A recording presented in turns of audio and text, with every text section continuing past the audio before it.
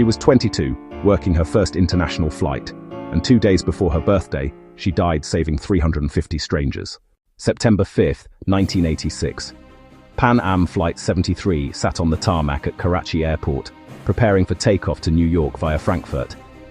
It was still dark, just past 5 a.m., when 4 armed men dressed as security guards stormed the plane.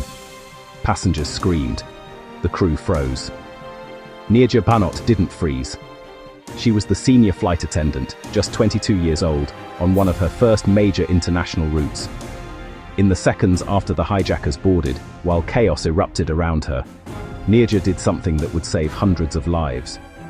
She quietly entered the hijack code into the intercom system. The cockpit crew heard the alert. Within moments, the pilots escaped through an overhead hatch. Standard procedure to prevent hijackers from flying the plane anywhere. Without pilots, the aircraft was grounded.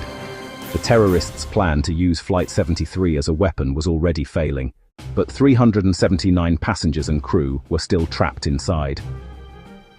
For the next 17 hours, Neerja stood between terror and innocent lives. The hijackers were members of the Abu Nidal organization, a Palestinian militant group. They were searching for Americans, their primary targets. They demanded to see passports.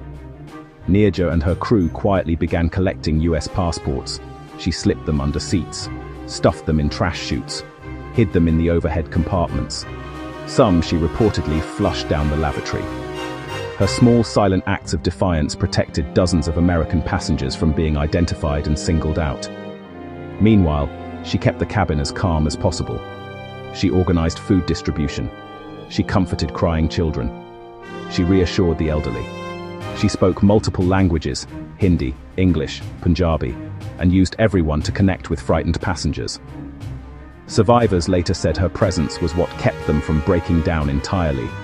She was young, she was scared, but she refused to show it. As the hours dragged on, negotiations stalled. The hijackers grew increasingly agitated. The auxiliary power was failing. The cabin lights flickered and died, plunging everyone into darkness. And then, 17 hours after it began, the gunfire started. The terrorists opened fire into the crowded cabin. Passengers dove under seats, screaming.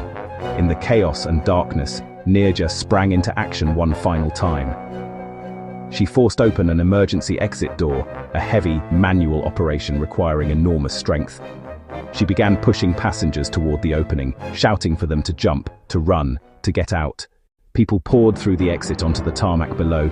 Some broke bones in the fall, others were shot as they fled, but they were getting out. Then Neerja saw 3 small children, frozen in their seats, paralyzed with fear, unable to move toward the exit. She didn't hesitate.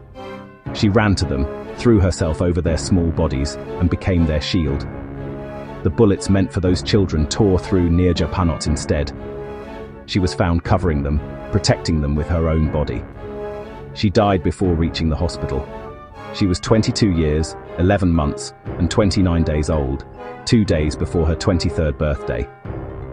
The 3 children she shielded survived. In total, 20 people were killed that day.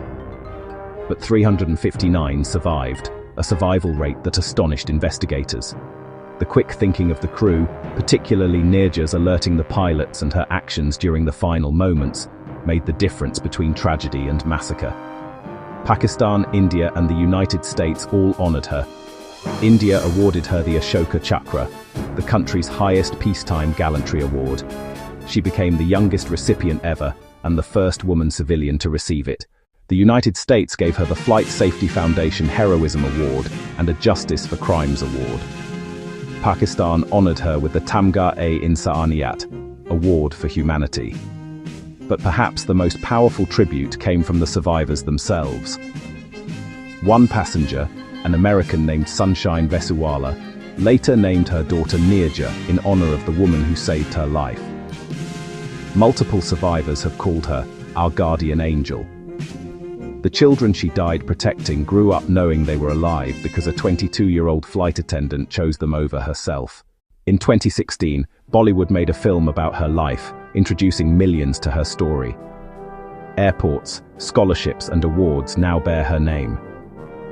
But the truest memorial isn't marble or bronze, it's the 359 people who lived, who went home to their families, who celebrated birthdays and weddings and births because one young woman refused to let terror win. Neerja wasn't a soldier. She wasn't trained for combat. She was a young woman working her job, doing what flight attendants are supposed to do, taking care of passengers. But when evil walked onto her plane, she didn't run. She didn't hide. She stood between darkness and light, and she held that line until her last breath. She had her whole life ahead of her, and she traded it for 350 strangers' futures.